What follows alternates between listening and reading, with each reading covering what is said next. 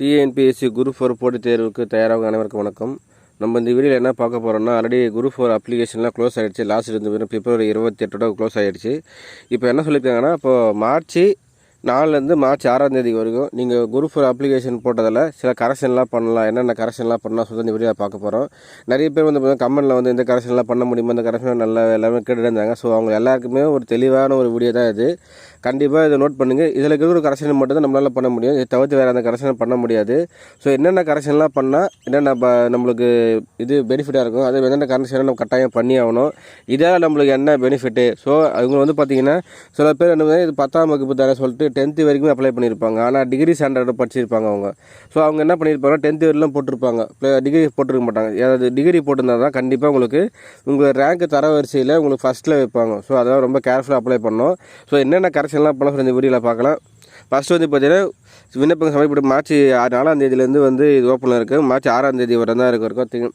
So நீங்கள் என்ன பண்ணுங்கன்னா 4, 5, 6 இந்த 3 நாள் மட்டும், இந்த 3 நாளில் நீங்கள் பயன்படுத்திட்டு என்னென்ன கரெக்ஷன்லாம் சொல்லிட்டு அந்த கரெக்ஷன்லாம் பண்ணால். ஸோ என்னென்ன கரெக்ஷன்லாம் பார்க்கலாம். ஃபஸ்ட்டு வந்து பார்த்தீங்கன்னா community certificate number and date. So community சர்டிஃபிகேட்டில் வந்து நம்பர் வந்து கரெக்டாக இருக்கணும். அதான் ரொம்ப ரொம்ப முக்கியம். ஃபஸ்ட்டு அதை தான் கொடுத்துருப்பாங்க.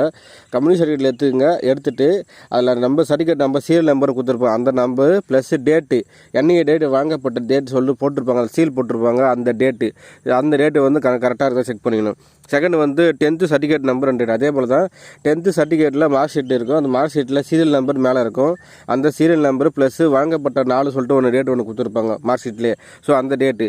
அதே போல் தான் 12th 10th 12th degree PG எல்லாமே வந்து பார்த்தீங்கன்னா அந்த சர்டிஃபிகேட் நம்பர் டேட் எல்லாமே கரெக்டாக இருக்கா சொல்லிட்டு நீங்கள் ஒரு வெரிஃபை பண்ணிக்கணும். ஒரிஜினல் சர்டிஃபிகேட் எடுத்து வச்சுட்டு அந்த ஒரிஜினல் சர்டிஃபிகேட்டை ஒன்றா செக் பண்ணுங்கள். கண்டிப்பாக 1 hour 2 hour டைம் ஆனால் பரவாயில்ல, ஒன்றா சர்டிஃபிகேட் எடுத்து செக் பண்ணிட்டே இருங்க. அப்புறம் UG certificate date, PG certificate. Suppose அவங்க வந்து யூஜி முடிச்சுன்னா யூஜி வரைக்கும் பார்த்துங்க. சப்போஸ் பிஜி முடிச்சிருப்பாங்க, அது எல்லாம் பார்க்கலாம். போஸ்ட் கிராஜுவேட் முடிச்சிருப்பாங்க, அதுலேயும் வந்து பார்த்தீங்கன்னா இதில் என்ன சர்டிஃபிகேட் பார்க்கணுன்னா மார்க் ஷீட் இருந்தால் ஓவரால் மார்க் ஷீட்டு தனியாக இருக்கும். ஸோ அந்த மார்க் ஷீட் போடுங்க. இல்லைன்னா வந்து பார்த்தீங்கன்னா உங்களுக்கு டிகிரி சர்டிஃபிகேட் கொடுத்துருப்பாங்க, ப்ரொஃபஷனல் சர்டிஃபிகேட் கொடுத்துருப்பாங்க பார்த்தீங்களா. ஸோ அதுதான் வந்து மெயின். அது கிடச்சிச்சின்னா கண்டிப்பாக அதில் டேட்டு போடுங்க. ஸோ ப்ரொஃபஷனல் சர்டிஃபிகேட் இல்லாத ஓவரால் மார்க் ஷீட் வச்சு நீங்கள் அப்ளை பண்ணலாம். அடுத்தது வந்து பார்த்தோன்னா photo clear view. Sir photo வந்து கிளியராக இல்லை சார், அப்லோட் பண்ணியிருந்தேன், சரி ஃபோட்டோ நல்லா கிளியராக வேணும்னா அதையும் சேஞ்ச் பண்ணிக்கலாம். அதுக்கப்புறம் சிக்னேச்சர், அட்ரஸ். நிறைய பேர் வந்து பார்த்தீங்கன்னா அட்ரஸை மாற்றி கொடுத்துருப்பாங்க. ஸோ அந்த அட்ரஸை வந்து மாற்றிக்கலாம். சிக்னேச்சர் தப்பாக இருக்குது சார், சிக்னேச்சர் மாற்றிட்டு சொல்லிட்டு பார்த்தீங்கன்னா நீங்கள் சிக்னேச்சர் கூட மாற்றிக்கலாம். நெக்ஸ்ட் வந்து பார்த்தீங்கன்னா forest department physical measurement detail. So forest டிபார்ட்மெண்ட்டுக்கு அப்ளை பண்ணுறாங்க தெரியும், ஃபாரஸ்ட் கார்டு வாட்சர்லாம் இருக்காங்க பார்த்தீங்களா, அவங்களுக்கு ஃபிசிக்கல் ஃபிட்னஸ்லாம் கொடுத்துருப்பாங்க. ஸோ அதில் எதுனா கரெக்ஷன் இருந்தால் அந்த கரெக்ஷனையும் பண்ணிக்கலாம். அடுத்தது பார்த்தீங்கன்னா போஸ்ட் ப்ரிஃபரன்ஸு. ஸோ வந்து எந்த போஸ்டிங் ஃபஸ்ட்டு முன்னுரிமை கொடுக்குறீங்க சொல்லிட்டு நீங்கள் ஒரு ஆர்டராக செலெக்ஷன் பண்ணியிருப்பாங்க. நிறைய பேர் இந்த போஸ்ட் ப்ரிஃபரன்ஸ் தான் வந்து தவறு பண்ணியிருக்காங்க. ஸோ அவங்க வந்து பார்த்தீங்கன்னா கண்டிப்பாக இந்த வாய்ப்பை பயன்படுத்தின்னு நீங்கள் வந்து கரெக்ஷன் பண்ணிக்கலாம். எந்தெந்த போஸ்டிங் ஃபஸ்ட்டு ப்ரிஃபரன்ஸ் கொடுக்குறீங்க. இப்போ டைப்பிஸ்ட்னா எல்லாமே வரலாம். ஸோ ஃபாரஸ்ட் கார்டு வாட்சர் வந்து பார்த்தீங்கன்னா அந்த ஃபிசிக்கல் ஃபிட்னஸ்லாம் உங்களுக்கு அந்த இதுக்குள்ளே கரெக்டாக வந்தீங்கன்னா நீங்கள் அதை செலெக்ஷன் பண்ணலாம். இல்லை சார் வந்து பார்த்தீங்கன்னா டைப்பிஸ்ட் ஜூனியர்ஸ் மட்டும் போதுன்னா நீங்கள் அந்த போஸ்ட் மட்டும் கூட செலெக்ஷன் பண்ணிக்கலாம். ஸோ அது வந்து போஸ்ட் ப்ரிஃபரன்ஸ் நிறைய பேர் வந்து தவறு பண்ணியிருக்காங்க. ஸோ அதையும் நீங்கள் கரெக்ஷன் பண்ணிக்கலாம். அதுக்கப்புறம் exam centre. So exam centre வந்து எங்கெங்கே செலெக்ஷன் பண்ண சொல்லிட்டு அதுவும் போட்டிருக்காங்க. எக்ஸாம் சென்டர் வந்து நீங்கள் மாற்றினாலும் மாற்றிக்கலாம். ஸோ அதை பார்த்துங்க. நெக்ஸ்ட் வந்து பார்த்தீங்கன்னா டைப்பிங் டீட்டெயிலு.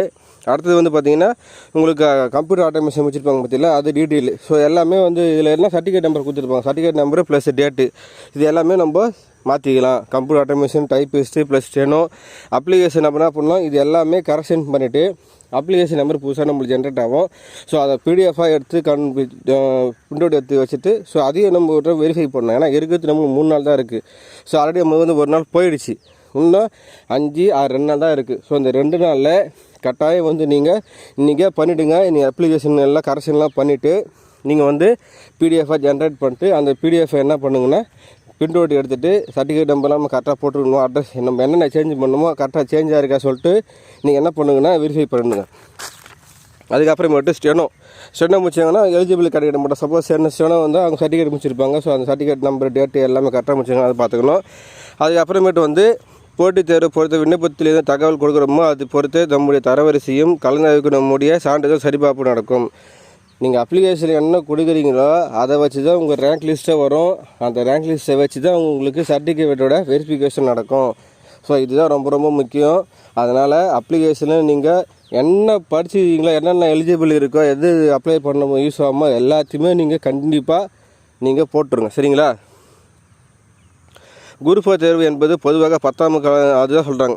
பொதுவாக 10ஆம் வகுப்பில் நடத்தப்பட்ட தேர்வு. ஆனால் தரவரிசையில் அதிக கல்வி தகுதியுடையவருக்கு முன்னுரிமை வழங்கப்படும். இது நல்லா அண்டர்லைன் பண்ணுங்கள். இதுதான் ரொம்ப ரொம்ப முக்கியம். என்னென்னா குரூப் 4 தேர்வு வந்து 10ஆம் வகுப்பு தான். ஆனால் தரவரிசை ரேங்க் லிஸ்ட் விடும்போது உங்களுக்கு டிகிரி சான்றவர்களுக்கு மட்டும்தான் முன்னுரிமை கொடுக்கப்பட சொல்லிட்டு அவங்களே தெளிவாக போட்டாங்க.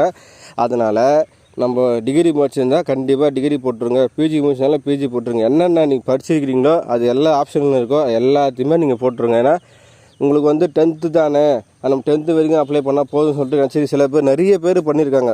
ஸோ அதெல்லாம் ரொம்ப தவறு. எந்த டிகிரி முடிச்சிருக்கீங்களோ அந்த டிகிரி ஃபுல்லாக நீங்கள் போட்டுருங்க. அதுக்கப்புறமேட்டு வந்து விண்ணப்பத்தினை பிடிஎஃபாக சேவ் வைத்து கொள்ளுங்கள். ஃபஸ்ட்டு எல்லாமே கரெக்ஷன் பண்ணிவிட்டு விண்ணப்பத்தை என்ன பண்ணோம், பிடிஎஃபாக நம்ம சேவ் பண்ணி வச்சுக்கணும். பிடிஎஃபாக சேவ் பண்ணி வச்சுட்டு உங்கள் விண்ணப்பத்திற்கு எழுத தேர்வு நீங்கள் பாருங்கள், உங்கள் விண்ணப்பத்திற்கும் தேர்வு எழுதும் நீங்கள் மட்டுமே பொறுப்பு.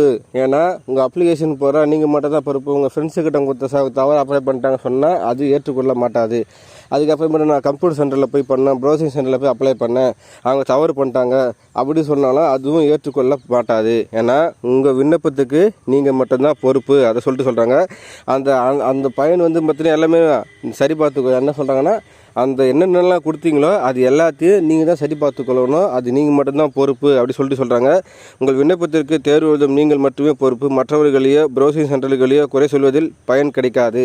அனைத்தையும் சரி பார்த்து கொள்ளுங்கள் அப்படி சொல்கிறாங்கன்னா நீங்கள் வந்து அவர் அப்ளிகேஷன் என்ன டீட்டெயில் கொடுக்குறீங்களோ அது நீங்கள் தான் ரெஸ்பான்ஸ் சொல்லிட்டு நான் வந்து ஃப்ரெண்டுக்கிட்ட கொடுத்தேன், ப்ரௌசிங் சென்டரில் அப்ளை பண்ண கொடுத்தேன்னா கண்டிப்பாக அது வந்து செல்லாது. அது வந்து திட்டவட்டமாக சொல்லிட்டாங்க. நீங்கள் மட்டும்தான் பொறுப்பு. அதனால் எல்லா சர்டிஃபிகேட்டும் என்னென்ன கரெக்ஷன் பண்ணமோ இதில் கொடுத்துருக்க கரெக்ஷன் மட்டும்தான் பண்ண முடியும். இதை தவிர வேறு எந்த கரெக்ஷனும் பண்ண முடியாது. நீங்கள் என்ன பண்ணணும், இந்த கரெக்ஷன்லாம் கரெக்டாக அப்ளை பண்ணிவிட்டு நீங்கள் என்ன பிரிண்ட் அப்ளிகேஷன் நம்பர் புதுசாக வரும் அதை பிடிஎஃபாக ஜென்ரேட் பண்ணிவிட்டு அதை பிரிண்ட் அவுட் எடுத்துகிட்டு நம்ம கரெக்ஷன் பண்ணது எல்லாமே கரெக்டாக கரெக்ஷன் ஆகிருக்கா அப்படி சொல்லிட்டு வெரிஃபை பண்ணிவிட்டு அதுக்கப்புறமேட்டு தான் நீங்கள் வந்து சப்மிட் பண்ணணும். சரிங்களா? ஏன்னா இது வந்து ரொம்ப ரொம்ப முக்கியம். இது வச்சு தான் உங்களுக்கு வந்து பார்த்திங்கன்னா ரிசல்ட்டில் வரும்போது உங்களுக்கு வந்து தரவரிசை பட்டியல் அதை வச்சு தான் நடக்கும். அது இல்லாத உங்களுக்கு வந்து பார்த்திங்கன்னா கவுன்சிலிங்கும் உங்களுக்கு இதை வச்சு தான் நடக்கும். அதை மனசில் நினச்சிங்க. அப்புறமேட்டு போஸ்டிங் செலெக்ஷன் பண்ணுறதும் ரொம்ப கேர்ஃபுல்லாக பண்ணுங்கள். அதுக்கப்புறம் கம்யூனிட்டி சர்டிஃபிகேட் கரெக்ஷன் ரொம்ப கேர்ஃபுல்லாக பண்ணுங்கள். அப்புறம் ஃபோட்டோ ரொம்ப ரொம்ப முக்கியம். கம்யூனிட்டி சர்டிஃபிகேட் வந்து டேட்டு, அதே போல் 12th 10th டிகிரி எல்லாத்துலேயுமே டேட்டா பர்த் ஒன்றா இருக்கணும், நேம் எல்லாத்துலேயுமே ஒன்றா இருக்கணும். எல்லாத்தையும் வெரிஃபை பண்ணுங்கள். அதுதான் ரொம்ப ரொம்ப முக்கியம். நம்மளுக்கு வந்து 10th தான் பேசிக்கு. 10th மார்க்ஸில் என்ன டேட்டா பர்த் இருக்கோ என்ன நேம் இருக்கோ அதே மாதிரி தான் +2 இருக்கணும், டிகிரியில் இருக்கணும். எல்லா காலேஜ் சர்டிஃபிகேட்டு என்ன டைப்பிஸ்ட் எதுவாக இருந்தாலும் சரி எல்லாத்துலேயுமே வந்து அதே நேமு அதே ஸ்பெல்லிங்கோடு இருக்கணும், அதே டேட்டா பார்த்து ஒன்றா சேமாக இருக்கணும். அதை மட்டும் நீங்கள் நல்லா மனசில் வச்சுங்க. ஸோ இதுக்கப்புறமேட்டு எல்லாத்தையுமே கரெக்ஷன் பண்ணிவிட்டு பொறுமையாக பண்ணுங்கள். நாளைக்கு லாஸ்ட் டேட் இருக்குது. கரெக்ஷன் பண்ணிவிட்டு பிடிஎஃப் என்ன பண்ண ஒரு வெரிஃபை பண்ணிடுங்க. கண்டிப்பாக உங்களுக்கு வந்து ஒரு வாய்ப்பு பயன்படுத்திங்க. எந்த தவறும் பண்ணாதீங்க. இதில் எந்த தவறும் பண்ணாதீங்க. அதுக்கப்புறமேட்டு உங்களால் மாற்ற முடியாது. இதை வச்சு ரேங்க் லிஸ்ட் வரும், சர்டிஃபிகேட் நடக்கும். சரிங்களா? இந்த வீடியோ பிடிச்சிருந்தால் லைக் பண்ணுங்கள், கமெண்ட் பண்ணுங்கள், மறக்காமல் சேனலை சப்ஸ்கிரைப் பண்ணுங்கள். தேங்க்யூ.